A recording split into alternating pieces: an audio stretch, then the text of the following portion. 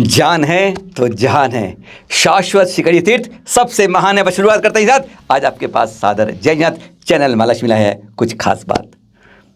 शिखर जी, मोक्ष सप्तमी एक बड़ा संबंध है। 2 साल बाद फिर जैनों के लिए कहते हैं खुला बंद है।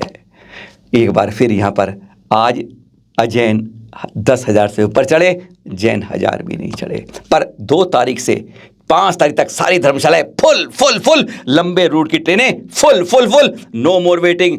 वेटिंग में भी टिकट नहीं मिल रही। इसलिए आज हम 10 खास बातें आपके बात ला रहे हैं। जान है तो जहान है, क्योंकि यहाँ पर कई बार वंदना के अंदर ऐसी बात आ जाती है कि जरा सी गलती से तबीयत खराब हो जाती है। पहाड़ पर ऊपर 9 किलोमीटर ऊपर कुछ सुविधा नहीं मिल पाती है, डाकघर बंगले तक आए तब एम्बुलेंस मिल पाती है। तो ऐसे में doctor Anurag Jain heart specialist ने हमें बताया है, आज हमसे वही बात करेंगे। हर चौथी मृत्यु को बचा सकते हैं और हर घबराहट बीमार आदमी को रोक सकते हैं। 10 बातें जो इस बार हमें शाश्वत पर ध्यान रखनी है।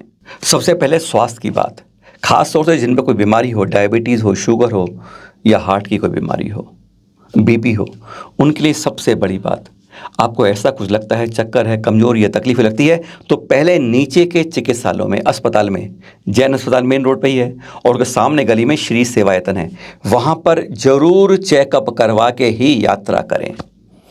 यहाँ पर होने वाली किसी भी मृत्यु या दर्दनाक तकलीफ से हम रोक सकते हैं अपने को। अगर ऐसा है, अपनी दवाई पास रखें और वहाँ पर जब देखें कि नॉर्मल है, जड़ सकते हैं, तभी वंदना करें। कभी आपने सोचा यहाँ पर जो जितनी असमय मृत्यु होती हैं वंदना करते यात्रियों की, उसमें से 90% केवल दक्षिण भारत या पश्चिमी भारत की होती हैं। महाराष्ट्र कह दो, गुजरात कह दो, कर्नाटक कह दो, तमिलनाडु कह दो, केरल कह दो, नीचे से हिस्से होती है। कारण क्या है? वहाँ आज की तारीख में पता है तापमान कितना है? दिन में 33 तक रहता है और रात को 30 तक आता है, कम यानी 33-30 के बीच में रहता है। और यहाँ जब पहाड़ में शिखर जी चढ़ते हैं आप, तो यहाँ तापमान जब बादल हो जाते हैं तो 18 तक हो जाते हैं, आधा तापमान हो जाता है। एकदम मौसम बदलता है यहाँ पर, उसको नहीं सहन कर पाते।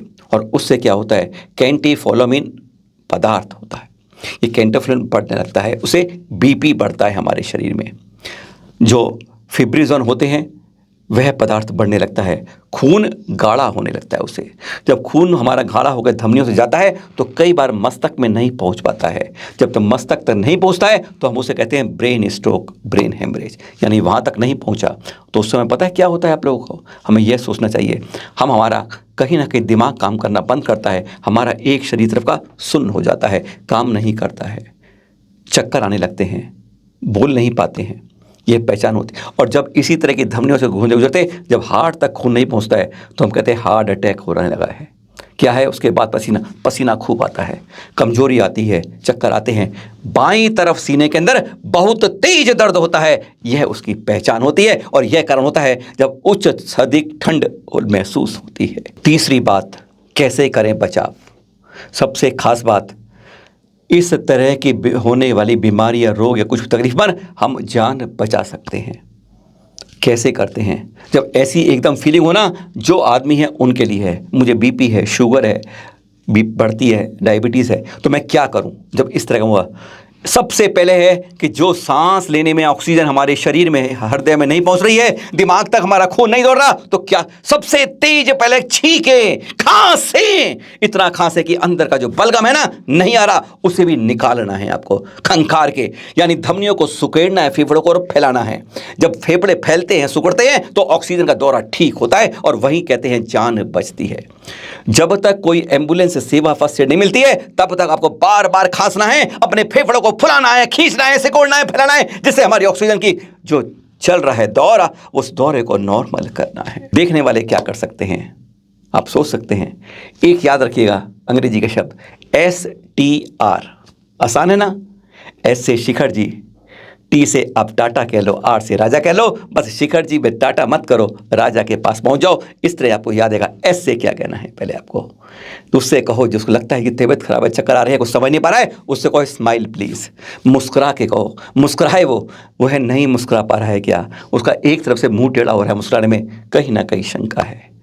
दूसरा है T, यानी टॉक, बात करो उससे।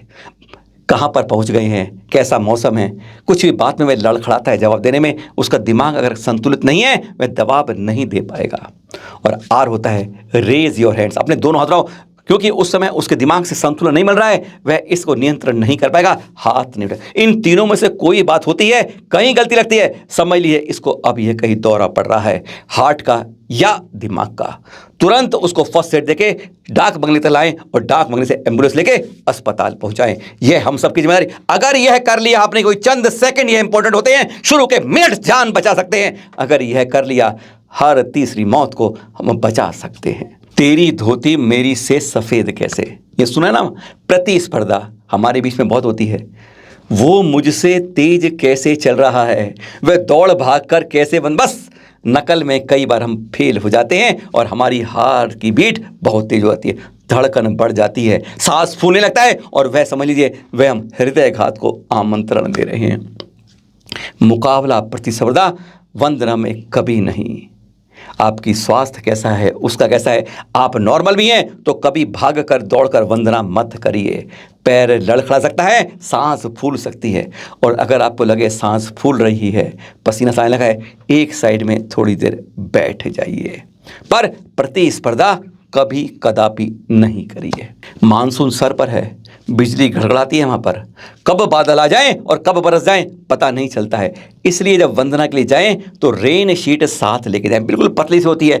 उससे दो फायदे होंगे, बारिश से बचाव करेगी और दूसरा ठंड से। ऊपर ठंडी हवा भी बहुत तेज चलती है, तापमान तभी तो तेजी से गिरता है वहाँ पर, और वह स्वास्थ्य के लिए एकदम हानिकारक हो जाता है। कहाँ आप एसी कूलर के सहते रहे और वहाँ जाके वह प्रकृति का एसी कूलर आप पर भारी पड़ जाता है। जब लगता है कि बारिश आ रही है, कुछ हो गई है, तो जगह जगह वंदना मार्ग में 1-1 किलोमीटर पर रेस्ट रूफ बनी हुई हैं। इस तरह से इनका प्रयोग करिए, यहाँ पर बैठिए और जब मौसम सही होने लगे तब आगे बढ़िए, क्योंकि मौसम को बदलते और पलटते यहाँ देर कभी नहीं लगती। 6 बातें थी सुरक्षा के लिए, आपके स्वयं के लिए, हमारे लिए। पर अब 4 बातें अपने धर्म, संस्कृति, शिखर जी की पावनता, उसके लिए। सबसे पहले स्वर्ण भद्रकूट की बात करते हैं गुजरात। यहां पर अब की बार, पहली बार जब आप गर्भगृह में जाएंगे, चरणों के पास जाएंगे, तो केवल शुद्ध धोती दुपट्टा पहन कर जाएंगे। आचार्य श्री प्रसन्न सागर जी ने यह व्यवस्था कर दी है, उन्होंने शुरुआत कर दी है इस स्वर्ण भद्रकूट को स्वर्ण में पावनता करके। अब उसको आगे जारी रखने का कर्तव्य हम सबका। ये मत कहिए कोई आपको वहाँ पुजारी टोकेगा, उस पुजारी के हम अपनी दिखाएंगे 25 साल से आ रहे हैं, 30 साल से आ रहे हैं, हमने आज तक नहीं किया। अरे भैया, पावनता मंदिर के अंदर वही होती है जो होनी चाहिए। शुद्ध धोती दुपट्टा पहन के ही गर्भगृह में प्रवेश करेंगे। और हाँ, अगर लगता है भीड़ है आपको वहाँ, तो कतार से चाहिए। तब सबसे पहले ऊपर चरणों पर दर्शन कीजिए, शुद्ध धोती दुपट्टा है, चरणों तक जाइए, नहीं तो बाहर प्रांगण बरांडे में पूजा करिए। उन दर्शन के बाद गुफा के दर्शन कीजिए, उन चरणों कीजिए। गुफा के चरण के बाद आप पीछे के रास्ते से उतरिएगा, आगे मत आइएगा, अव्यवस्था मत फैलाइएगा। जब भीड़ होती है, जरा सी असावधानी दुर्घटना को आमंत्रित कर देती है। 8वीं बात, केवल मोक्षमी की बात, 4 अगस्त की बात करते हैं। जब वो प्रतिमा ऊपर लेके जाते हैं मस्तक पर रख के, या कभी कभी हाथों में लेके जाते हैं उसको, तो पर ध्यान रखिए उस समय 3 बातें ध्यान रखनी है, सुरक्षा के हिसाब से भी, पावनता के हिसाब से भी, और विनय के हिसाब से भी। धक्का मुक्की मत करें। छोटी सी संगरी से हम लोग जाते हैं, जरा सी धक्का मुक्की करने से अपावनता तो सुरक्षा खतरे में पड़ जाती है। जरा सी बात से कुछ ना हो जाए। इसी तरीके से जब प्रतिमा पहुंच जाती है टोक पर, वहाँ इतनी जगह नहीं है कि वो हजारों उसके अंदर आ जाएं। दूरी बना के रखें, कहीं ना कहीं हमसे कोई ऐसी भयंकर गलती, इतनी बड़ी अविनय ना हो जाए अपने भगवान की प्रतिमा के साथ। इस बात की सावधानी, दूरी बना के चलें, कोई भी हमसे अविनय या असुरक्षा की भावना मन में ना आ जाए। खास बात, पते की बात, मंदिर में है उमर आप एक साथ, मंदिर में जब जाते हैं, वेदी पे जाते हैं ना, कभी भी अपने अर्घ उस वेदी में नहीं चढ़ाते हैं, वेदी के ऊपर नहीं, बाहर मेज पे चढ़ाते हैं। तो मेरे भाई, इन चरणों को क्यों वेदी नहीं समझते हो? अरे ये वेदी है हमारी, जो चरण होते हैं वहाँ पर कभी भी अर्घ मत चढ़ाएं। उसके बाहर धूपदान बने ना, उसमें चढ़ा लीजिए।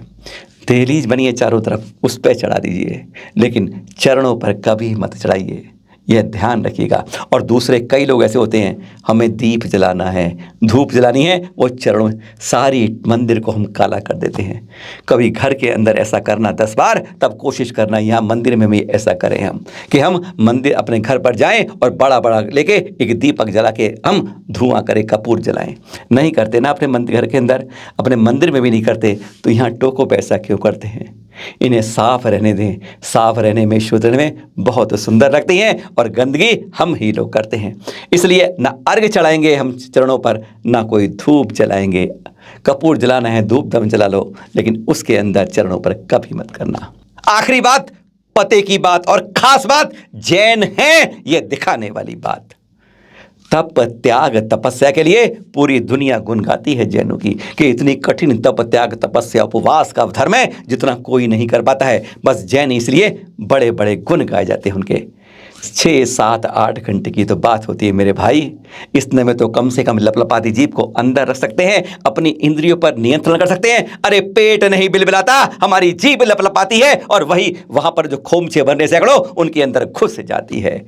इधर पकौड़ों पर नजर जाती है, उधर पैकेटों पर चिप्स पड़े हैं, बिस्कुट पड़े हैं, अरे वहां कोई रसना मिल रहा है, कोई कुछ मिल रहा है, कभी कुछ मिल रहा है। लालच में ऐसे फड़फड़ाते हो जैसे कोई और फड़फड़ाता है।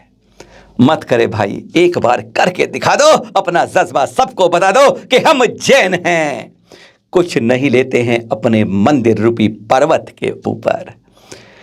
वह जो भूख होती है ना, पेट में नहीं लगती है, आंखों से आकर्षित होके जीभ तक पहुंच जाती है। खोमचे सैकड़ों हैं, पर एक बार, अब की बार दिखा देना, उस तरफ नजर मत उठा लेना, बस यही दिखाना है।